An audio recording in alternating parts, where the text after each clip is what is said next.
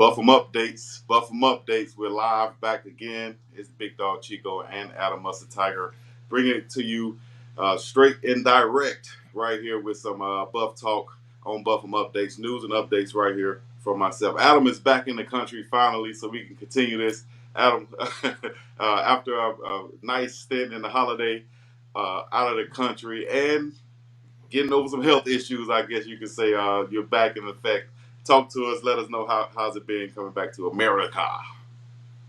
So my wife was photographing the spring game. She was drenched wet. I had the cushy spot in the press box for the April 27th spring game. And then on that Monday, this was a trip that was 4 years in the planning for my wife's upcoming 40th birthday, to go to her ideal travel destination, which was Lisbon, Portugal. And so we get on a flight at 4:30 p.m. Colorado time that Monday following the spring game, land in Germany like the next afternoon. That's like how crazy that time difference is. I had never done that before. I had been out to your country, your state, Hawaii, a couple times, but this was a different animal traveling that far. And so we got adjusted to the time difference and had a great time. And then unfortunately coming back, we both got sick on the way back, but it was great. It was like one of those things where, because I had to put my phone on airplane mode of let's recharge, let's refocus. And now that I'm back, I am playing catch up a little bit, but I'm rejuvenated.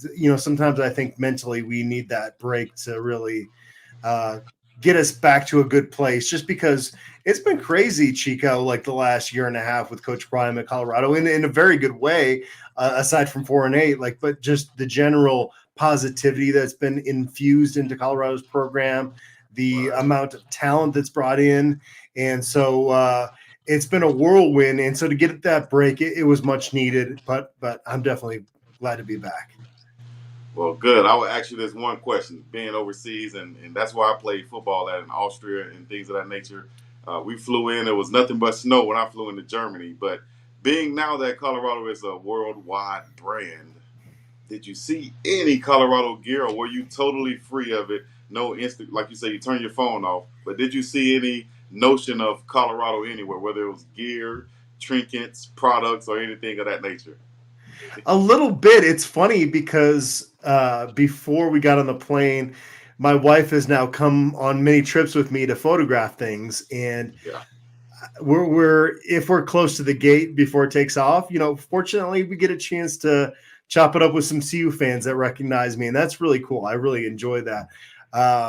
This was one of those trips I was like, yeah, we're at DIA. I don't think that's going to happen today. And there just happened to be a CU couple that boarded the plane to go to Germany from Denver. No. Not as much over there, but I wore my white CU hoodie around a couple times and got a couple go buffs, so that was good.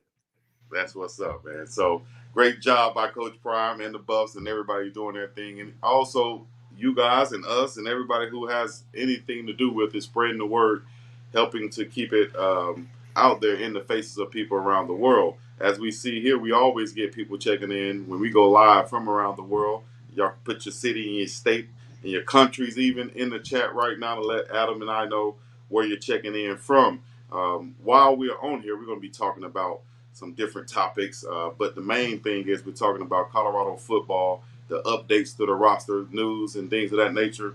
As we just got news that NBC and ESPN has picked up the first two games for Colorado versus first game versus North Dakota State at home, and then on the road at Nebraska.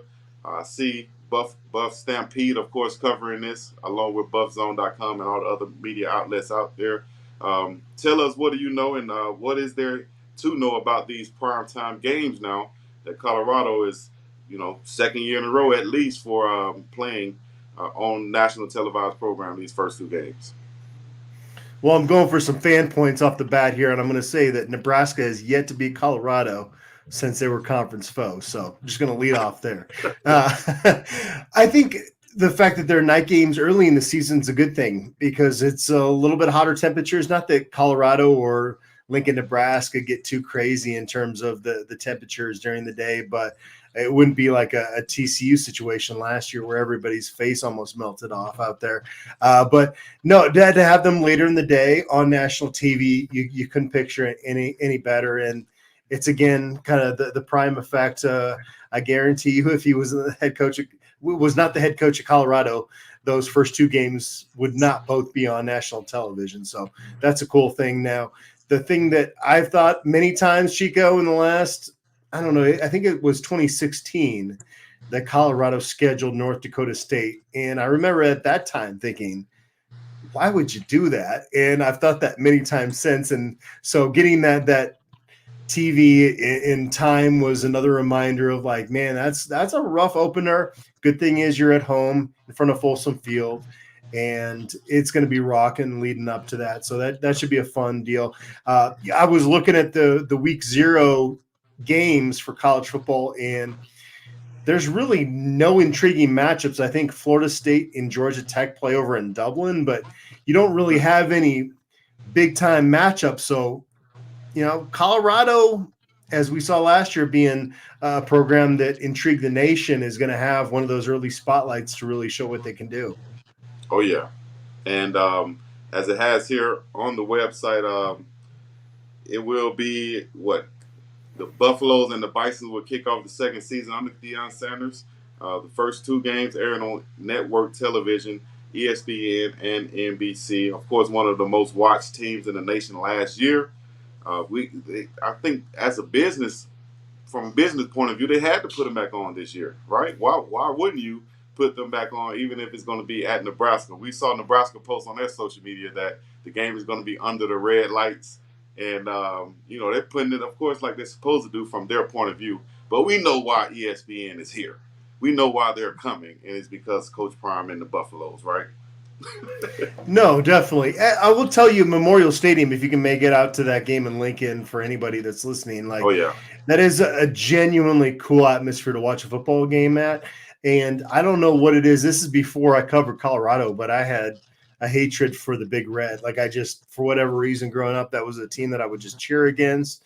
But I will say my experiences covering games out in Lincoln has at least given me an appreciation for their fan base and kind of how passionate they are about it. And they're pretty friendly. Colorado fans will say it's fake friendly, but I definitely think that's a cool atmosphere to watch college football. Yeah. Well, say Colorado and Nebraska are closing out the second home-and-home series since the two discontinued as conference partners in 2010.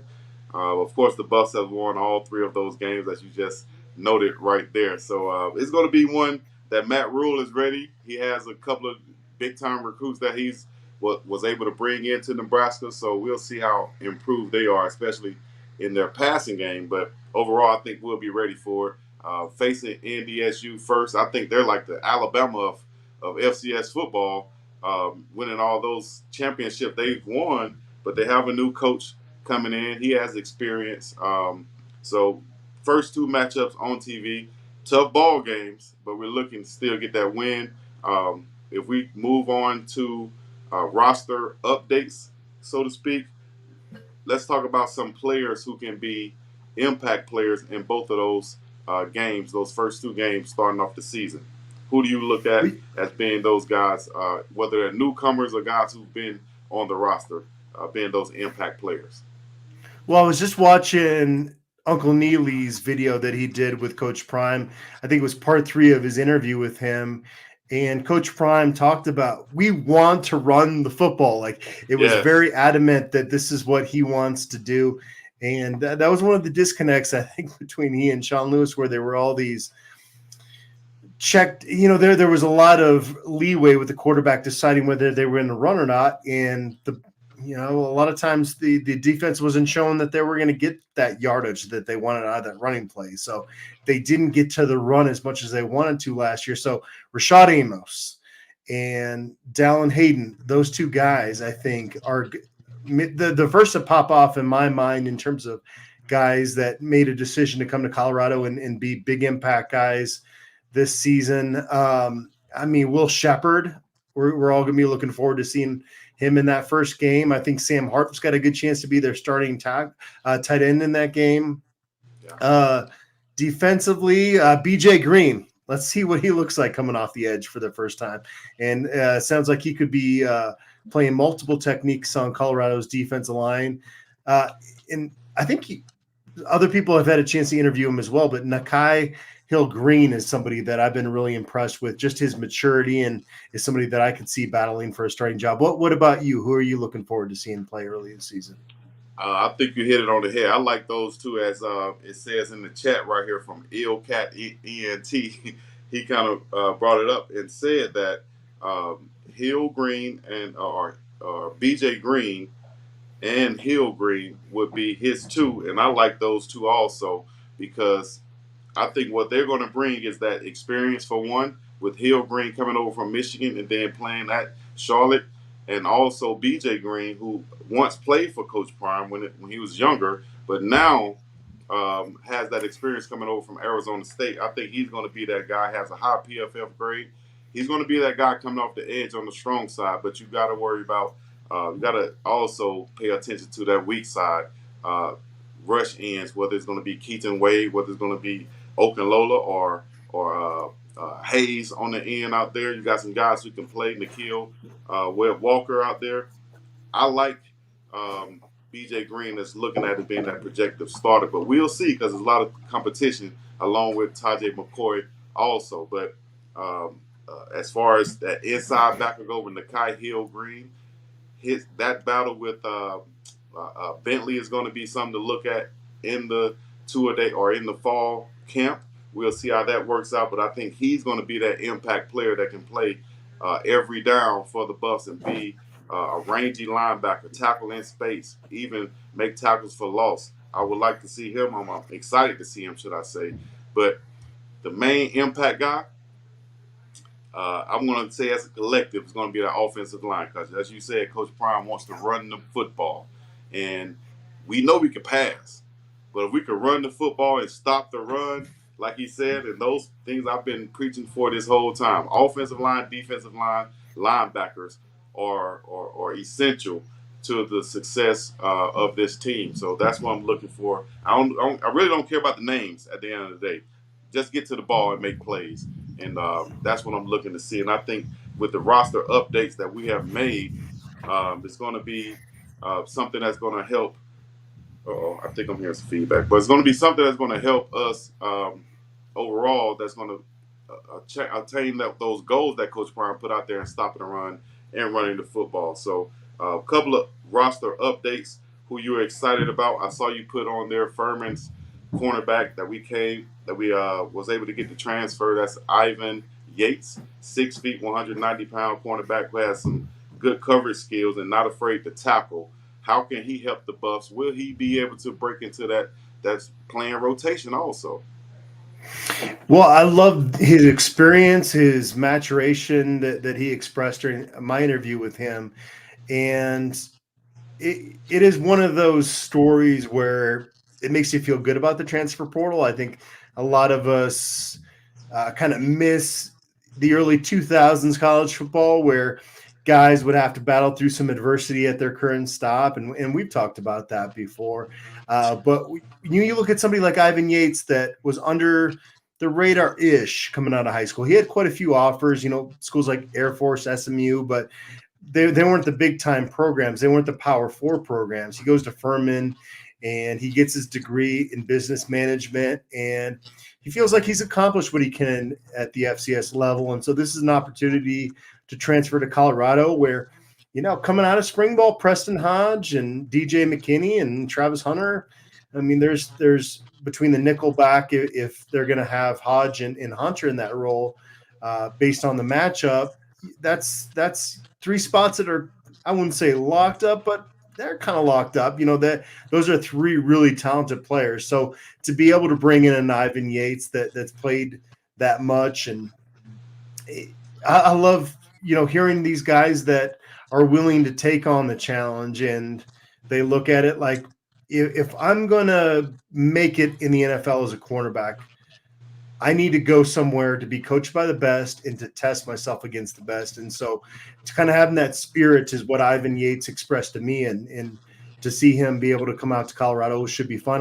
There are a number of guys in that cornerbacks room, and we thought maybe Breed Level would be one of those guys last year. It didn't quite work out, but there's quite a few Yeah. guys in that cornerbacks group right behind those three starters that I talked about at the two cornerback spots and the nickelback spot that I think are going to be battling out. That's going to be a pretty fierce competition to be part of that mix. And last year, you look at it, they played quite a few corners more so than those starters. So we'll see if that plays out again in 2024. And also a former cornerback, as Coach Prime pointed out, also uh, Carter Stockmeyer will be playing safety. So you have a corner type guy at the safety position who can now really cover there, has those coverage skills. But with Yates coming over, you also had the interview, and you guys can check that out on buffstampede.com. But I like what he said about having Coach Prime as his coach. And here's the quote right here saying, having Coach Prime, Deion Sanders there definitely provides an immense amount of value. You have the best player at my position. To be able to be coached by him, it's a big value. The coaches are Colorado are genuine and knowledgeable. I like the area and their facilities are nice too. What do you think about the Dallas-born kid, praising Colorado and recognizing the immense knowledge that's there that he's going to be, equipped with now with the coaching staff, over 127 years of NFL experience, and like he said, the best player at his position being his coach. How will he be benefiting from that? And talk about some more of the quotes also that he gave to you. Well, I think it comes down to young men that understand that Colorado staff has been there, so they're going to have a better chance of getting you to that point. And that's really what Coach Prime was banking on when he put this staff together. And now you got to back it up. You got to go out there and you got to prove that Robert Livingston coming from the Bengals is the real deal and can kind of adjust his play calling and what he does to the college game. Same with Pat Shermer. But especially when you're transfer portal recruiting heavy with guys like Evan Yates, it is so much more of a sales pitch. And again, I know Coach Prime doesn't like that word sales pitch, but it does sell Colorado when these guys have been to the NFL, when they're getting to the end of the line in college and they're thinking, okay, I've got to put all my chips in on the best opportunity to maybe make it at that level. And you're not going to do it by playing it safe and staying that Furman. And that's why Evan Yates is coming to Colorado. And I think, Kevin Mathis and Deion Sanders had very opposite paths to get where they went in the NFL, but both have kind of a unique perspective and a lot of experience to bestow upon these young men. And so that NFL experience definitely helps more with, I would say, with portal recruiting than with high school recruiting, where they're just trying to figure out how to make it at that next level. And yeah, it doesn't hurt to have NFL experience when you're recruiting high school guys, but it really is an added bonus when you're recruiting portal guys. All right, before we move on to the JUCO guy we have, this can include him also. And Yates expressed about how he was looking for an opportunity to take a step up in competition and to play on that big stage at Colorado. Um, when players come over from JUCO and things of that nature, smaller schools, do you think the lights, the cameras, all the fanfare, do you think that plays a factor into or plays a part into them performing at a high level? Do you think they're able to handle it? The mindset you have to come in, coming from a smaller college to play on a level like that. I'll tell you like this: when I went to UAB, of course, coming from a smaller high school, we didn't have people in our stands in high school. Then you get to college, and you go play a game at Tennessee in front of 108,000. You're like, this, some people can do like my coach is saying, shirk up and want to just stay on the sideline, put their hands up under their butt and sit down. And some people embrace that and they want to perform, like you see a Travis Hunter do, not step off or drop off any coming from Jackson State to Colorado. How do you think the guys that we brought in from these smaller schools will perform, and what insight do you have on that, on their mindset, so to speak? Well, I would say the number one thing that stands out to me from covering guys that have come over to Colorado from the junior college ranks over these years is the appreciation factor is a lot higher for what they're getting, first off.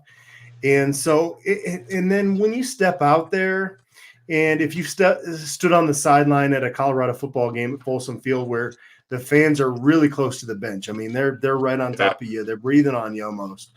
yeah, It's a fishbowl. And I don't know if it matters if you spent a couple years in JUCO or not. Like, that is a different experience if you've never been in that. Like, I think that is the part that some people are built for and some are not. And that's something Coach Prime's talk about, the moment, and some guys are just built for it, some guys are not. That is right. true, and it really is an intimidating environment. So JUCO or not, I don't know if that really plays into it, but those guys are usually willing to work pretty hard because they've had to kind of get served a slice of humble pie before they got there. And so that sometimes is beneficial from a development standpoint because they're your rabbit ears. They want to take everything in a little bit more, but you're still, when you're recruiting the JUCO ranks, your batting average, if you're hitting 500 on those guys in terms of half those guys actually come in and contribute, that's a pretty good average. It's kind of a tough transition. But I will say, I think because of the portal and the fact that everybody's looking to the portal to fill their roster, the JUCO ranks might be a little bit more underlooked or overlooked now. They might not be looking quite as much to the JUCO ranks. So that might actually be a strategy that could get you there. I haven't really done a deep dive in terms of research. That's just a thought process. You even look at high school guys, there's not as many scholarships for them now as there used to be. So some of those under the radar guys can be better than their star rating on 24/7 Sports. I agree. Even when I just did the interview, Prime Parents interview plug with Colton Hood and Brandon Hood's mom and dad, that's what they said about their kids. They didn't go to those summer camps because they were playing other sports, right? So they didn't get those ratings like other kids might have gotten because they've gone to those camps. And the same thing can happen now with the transfer portal. Kids now have less scholarships to attain, so they might have to go to these smaller schools and then try to transfer to a bigger school after performing at these smaller schools. So, they might not have the star rating and things of that nature, but still, if they can put up some stats at a different school, they'll have a chance to go somewhere else. Case in point, when I was speaking to the Hood family, I like to bring up pictures, as you'll see right here. I brought up a picture, and they was like, "Yeah, that's my nephew, Trent Hood," which they have a lot of them, a lot of athletic hoods out there. This is a guy who's from my home state of Alabama, played at one of the biggest, best schools there at Central his senior year, and ended up being the 7A defensive player of the year in the state of Alabama. And I'm like, okay, didn't think much of it other than he's going to get a big time scholarship somewhere. But come to find out, he's going to Auburn as a preferred walk-on. And I'm like, Okay. why is he going as a preferred walk-on? I'm seeing this guy step up in the hole and hit people in the mouth. And like I said, it's defensive player of the year. Why is he going as a preferred walk-on? We just signed Montrez Walker from Georgia in this same mold, 5'11", 225, a headhunter, a thumper in the middle of that defense. Why not look at this one, who's Auburn bringing in as a preferred walk-on? When I asked Uncle Ben about this, he said, "Hey, we're working on it." So I just put that video out right now. I just want to get your thoughts on this. Could we, should we? How would it affect us to bring in another middle linebacker, freshman out of high school, who's a thumper? Let's get some lifts in his shoes, make him 6'1". Wear a couple pair of socks. Yeah, no, I love old school football, and there's been some linebackers that have played at CU before Coach Prime got there that were like that prototypical Mike linebacker with the neck roll that's all they do. And they didn't have as much of a role on those teams because the game has evolved, but I still think there's a place for it. I think as long as you can work on your agility, make sure you can not be a huge liability in pass coverage. That's aesthetically pleasing football for me to watch. That 5'11", 225 linebacker just burst through the hole and knock the running back. Yeah. I don't know. You're breaking some scoop here with Trent Hood. I didn't know that, so that's interesting to know that. But Colorado has shown that it likes to bring families together. How many sibling combinations do we have now, Colorado? It's like It's five or a six at family this point. affair. Well, at the time when I did the Prime Parents interview, they were the fifth. The Hood brothers were the Yeah. fifth, but the sixth. You can't forget about the Wonkwo's now, with Chidozie Wonkwo and his younger brother, Nijoki Wonkwo. I hope I said that right. I have to make sure I fact check that. But the younger Wonkwo is now joining CU. He's committed there. So we have six set of brothers, my last count. That's fun as long as it works right. We got to win this fall, and then that's the extra cherry on top, that extra feel good story that you got so many siblings on the same team. Yeah. Well, at least you should have some camaraderie in some ways, some chemistry, a little bit more than others because you have so many brothers on the team, and they'll probably be the type to really hold each other accountable too. So I like that, and yeah, I guess I did kind of break a little something. We'll see where it goes from here because Uncle did say we're working on it, and if Colorado has a scholarship left open, and he's in the mold of the guys that we like, and we have a need at the linebacker position, I would think, yes, he would be definitely an addition and an asset to add to that defense of the Buffs. So shout out to you guys in the chat. I see a lot of them in the chat saying yes, that'll be a good guy. Our offensive line is big enough to play. Man, we got some guys on the offensive line too, Adam.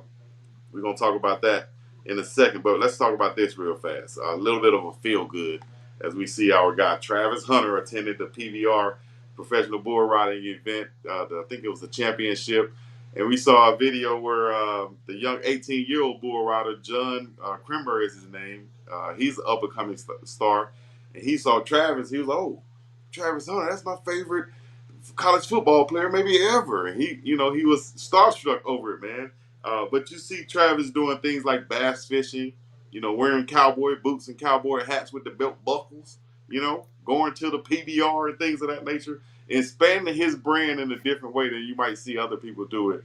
Talk about that, man. What do you think about Travis Hunter and the way that he is going about expanding his brand and his name, image, and likeness? What I think about it is that Travis Hunter is a national treasure.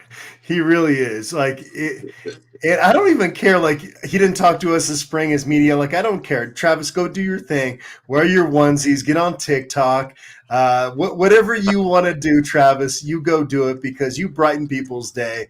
And for him to take time out of his schedule and obviously, I forget the bull rider's name. That you might have mentioned it there, Chico. But His name John Crimber. yeah, so I wasn't aware of who that was, and so Travis kind of shining a light on what he's doing, and that's cool. My wife worked for a long time for the Fence Post, and that's like an agriculture publication. And so I went up to South Dakota for one of these rodeo events, and I'll tell you, us white people are crazy. That event was a different level. I had a good time. If you've never done it, like just go experience it because it's a little bit different than a fall Saturday at Folsom Field. But I enjoyed, they got like air guns shooting things, and I don't know, it's a whole thing. It's a whole situation. But Travis Hunter, I think just opening avenues is going to do so well for him, and I would imagine that's one of those things that Coach Prime talked about of like, don't limit yourself to a certain group. Yeah, obviously Travis loves his fiance and to bass fish and play football. I think if he could spend the majority of his time doing those three things, that would be the ideal situation for him. But to kind of expand your horizons a little bit and take advantage of your stardom is pretty cool to see. Man, I love it. I love to see him doing so many things that just outside the normal. realm of things of being a college football player, or a young black athlete, so to speak. Now, he's doing bass fishing. He's attending rodeos. He's streaming online, like you said, in onesies. He's got deals and brand deals with all type of companies that you wouldn't even think of. So I love what Travis is doing. It's only going to help him in the long run. And we might see him on commercials like as much as we do Shaq, because Shaq Yeah. sells everything from icy hot to the general car insurance, back pain. Shaq sells everything. So maybe we'll see Travis doing some of that stuff right there, man. Let me see here. We got a few more things to talk about. More additions to the Buffs as we have an addition to the offensive line. What can you tell us about the offensive lineman that's coming over from JUCO to join the Buffs as of right now? I think it's going to be more of a depth addition, but let me know what you think. Yeah, Chris Morris. I mean, I think as you're rounding out your roster, and then one of the things I asked Coach Prime this spring at one of his press conferences is, what are you looking to add from the portal? And he said what everybody is looking to add, and that's depth. And it's really challenging because you've got kind of this underlying revolving door now in the transfer portal of depth pieces that need a new spot because they're third on the depth chart there. Well, you're going to go there and you're going to have to prove that you can work your way up. And I do like the fact that you bring in somebody like him that was a 4-star prospect coming out of high school that, again, has been humbled. He's been to 2 JUCOs. He's been to a couple FBS programs. And so he's somebody that's learned the ropes of college football from both angles. And so if Chris Morris comes in and that fire is real, like, he could challenge for a starting spot. Or, if an injury happens here or there, he's a guy that can step in and play as well. So definitely, as you're looking at it, and now I think Colorado is at 15 scholarship commitments on the offensive line for the fall. That doesn't include Cash Cleveland. I mean, you're talking about a pretty well-stocked room now for Phil Lodeholt, and that's not the national narrative that they want to put out there, but you just had to be patient with it, and they've definitely restocked the cupboard pretty well. I think so too. I'm loving what they're doing on the offensive line. Big bodies there. You can't say that we went small at all with the guys that we Yeah. brought in. Maybe Chris might be the smallest one, and at least it looks like. But I'm loving it what Coach Prime is doing, because if we can run the football, like I said, that's going to bring a whole different dynamic to this ball club. If we could run the football with those big running backs like Amos, the quick one like Hayden, the power back like Welch, and people are going to be surprised what they see in Brandon Hood, the power and the speed from him. And shouts out to Charlie also and everybody else who what they can bring. But I think behind this offensive line, with the pass threat of Shedeur Sanders and with the speed on the outside with like Jimmy Horn Jr., Wester, Shepard, Marion Miller, Travis Hunter, it's going to be tough to just for the defense to just sit on one thing, whether it's the run or the pass. So play action is going to be huge in this offense, I think. Um, uh, 2 tight end personnel is going to be huge in this offense when you want to go there with Sam Hart and whoever else steps up and be that second tight end, or maybe the first. But Sam is probably projected to be that starter with his experience and size that he has there and what he can bring. Wide receiver position, though. I know we talk about this probably every time we get on. Um, but who do you like at the wide receiver position? I want to see in the chat. I want to see you guys put your favorite 4 wide receivers up in the chat right now. Favorite 4 wide receivers in the chat right now. Let's take Travis out of the mix because he's going to be that swing guy, I would say, and it'll make it a little bit easier for us. So let's take Travis out of the mix and talk about those 4. Should we talk about the 4 top? Let's talk about the 4 top wide receivers then. Right now, going into the summer.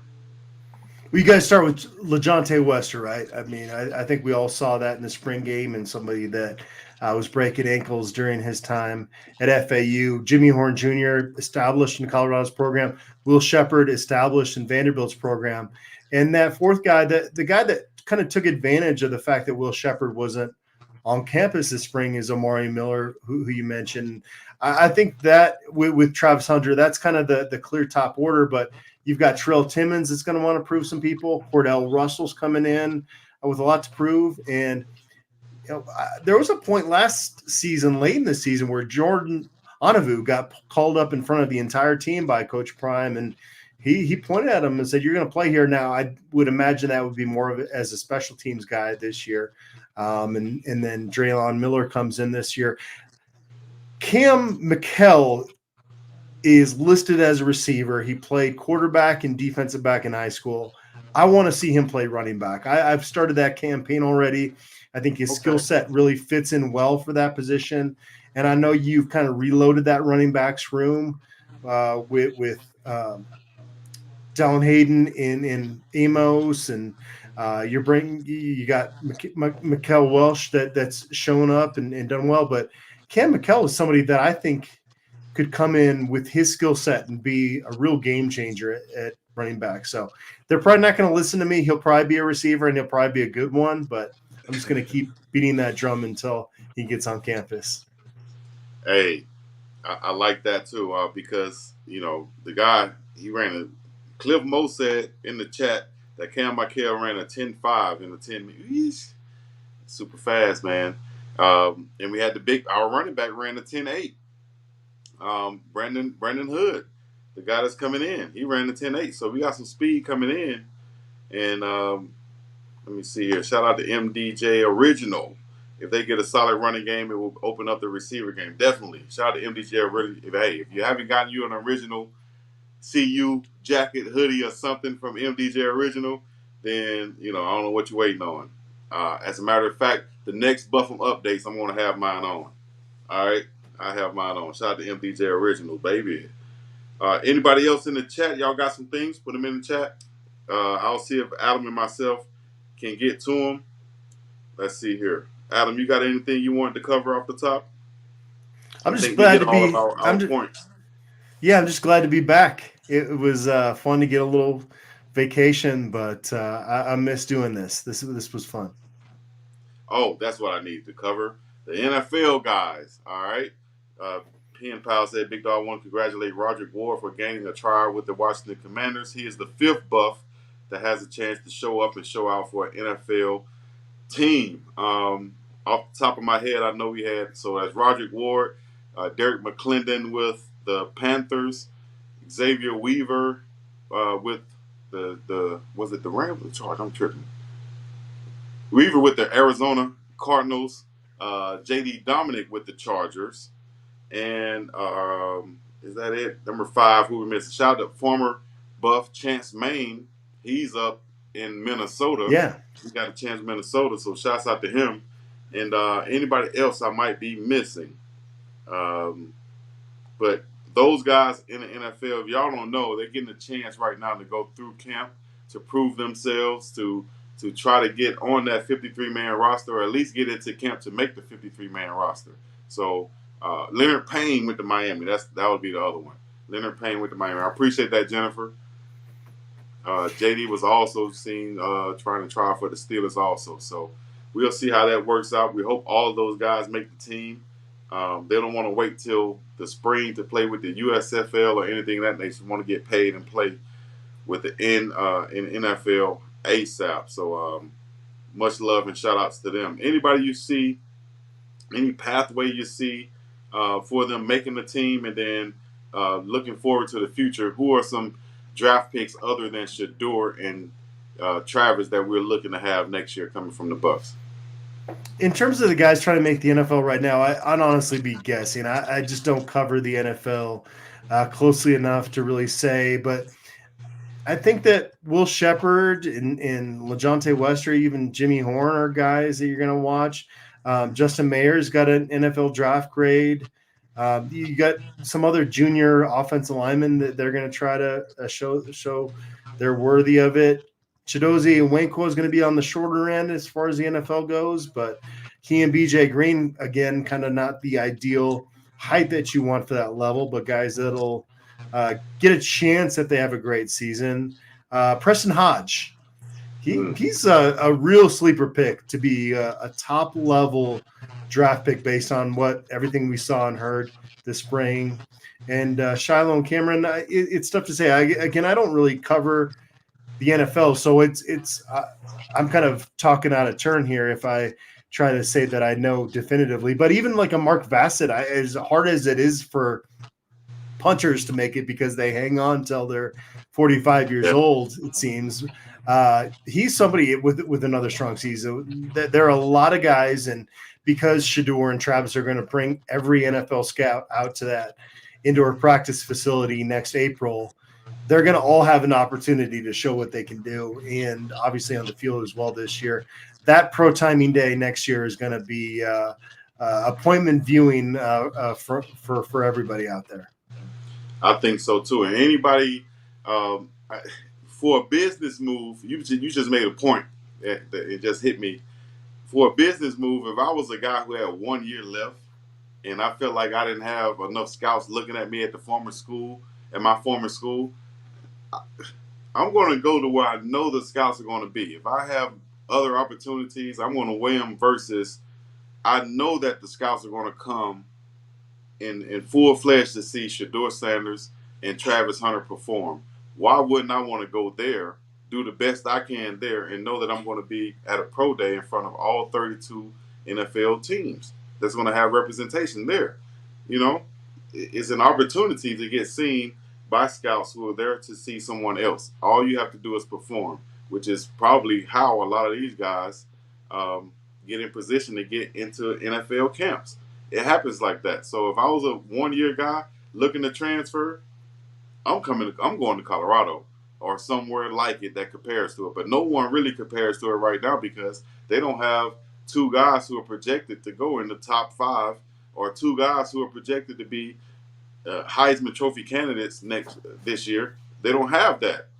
So I'm looking at Colorado as my first pick. I don't know what they're looking at, but that's what I'm looking at from a business standpoint at the end of the day.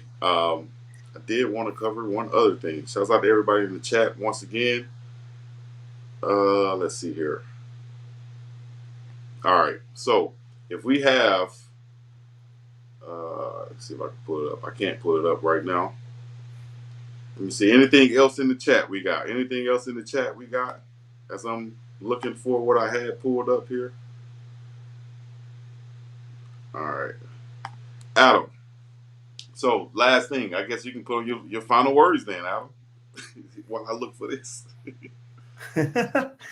Well, yeah, no, I think that this is a good time to go check out, once we get off this, go check out a story by Sean Niehoff on buffstampede.com because he talked about it being the silly season of college football. And what you think of silly season is like coaching changes, the coaching carousel, or maybe even the portal. But his whole premise was this is the silly season when college football writers had nothing else to do but to figure out whatever topic is going to be most discussed by folks out there. And so I would imagine, hopefully it's not as bad as the athletic piece because that was out of bounds. But I feel like we're going to have some more of that negativity that we're going to have to navigate until we get into August. And I saw those Colorado versus everybody T-shirts and the logo on X last year, and I felt a little of that covering the team being on the road. I'll tell you, since this offseason, it's taken off to a different level, and that's my last word. Is just that it really is Colorado versus everybody. So lock arms and get ready for what's to come here because there's going to be some stupid commentary on Colorado until Colorado can get back out there and prove that, hey, we made another adjustment, a positive adjustment through the portal. We've given Shador protection, and things can rise from there. And hopefully we go from September of what was Boulder last year to, bowl game and beyond. And in the meantime, though, I feel like it's going to be kind of annoying to be in this space. Even today, I was just tweeting about week 0 not being great in college football, and an Oregon fan hit me up, and it just, it's going to be that way, I think, until we get to some games. Yeah, I agree with you, man. So we got to just brace it and embrace it and let it roll off our back like some ducks. Right. Any Yeah. updates on the latest targets to complete the roster? From me, I wouldn't say any big news as of right now, but stay tuned because we are in the month of May already. So stay tuned. Let me see. Smiley the Beast said, "What's good? I'm in this thing." Oh, now Smiley the Beast. Oh, Adam, this is what I wanted to bring up. You did ask me before we started this show about our exclusive that we had with Coach Prime, with some content creators and Uncle Neely, myself, and a few others.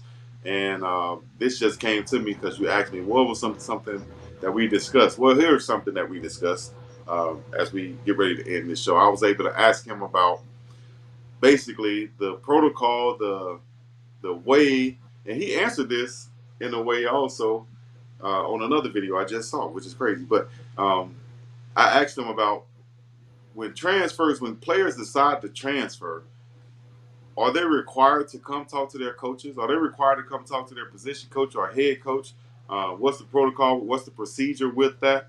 Um, or do some guys just leave and go try to go to another school? Why would they do that when you have all of these resources, to fall back on, to tap into with Coach Prime and these other guys on the staff? Me as a player, it would be no way that I would make the decision. Now, this is me as a player. There would be no way I would make the decision to enter the transfer portal without going to talk to, no matter how bad the relationship seems to be, without going to talk to Coach Prime and saying, "Coach, I feel like I want to transfer to another school. How do you feel about it? Can you help me out?" Because at the end of the day, the man said he's there to help you guys. And if it's not here with me, then I want to help you get to the best situation possible. So that's what I asked him about. I said, "Is there a protocol?" And he said, "Dub." And I'm going to drop this video as soon as I can. But he said, "Dub, it's crazy.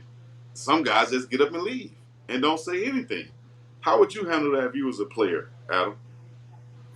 Well, the tough part here is that we're dealing with 18, 19, 20, 21, 22 year olds that I think, what is the saying that like your brain is fully formed when you're about 25, somewhere in there. And I think back, I was a pretty smart kid. I had a job in college and I worked my way through college, but I did some really boneheaded stuff. And so, I it would be nice if there was some rule that the coaches could have a little bit of conversation there. But like, even you did that interview with Noah Young where his coaches were awful in a couple cases. And in that Yeah. case, it might be nice to kind of circumvent that, to go to compliance, to get in the portal. So I don't know if there's a perfect solution there, but it feels like a lack of really good guidance if you're jumping into the portal without having some kind of plan. Yes, and that's all I'm saying. But y'all stay tuned. Y'all will see that interview, that full segment dropping, at least with my questions on it. Y'all will see that dropping on my channel coming up soon. But until then, you can follow me on Instagram or Facebook, Twitter, all the other stuff at Big Dog Chico, or just search in Chico Cleveland. That's my real name. Yes, that's my real name. That's what I was born with. They call me Chico. Yeah. And then Adam Mustard Tiger. I'm sure he probably had to deal with some things with his name also. So y'all can follow him on Instagram, Facebook, and Twitter and such, and also keep up to date with everything and all things Buffs on buffstampede.com. So stay tuned for more, man. We're gonna be back. When we coming back again, Adam? Let the people know. A couple weeks. Let's come back, do All another right, in show. a couple That was weeks, fun. y'all stay tuned right here on my channel, or you can find us on Adam's channel also. Um, Big Dog Chico, I'm up and about this thing. It's Buffum Updates, man. Once again. All right, episode number 8 or 9, whichever one it is, that's what it is. We're gonna be up and about here. Peace in the Middle East. Yeah.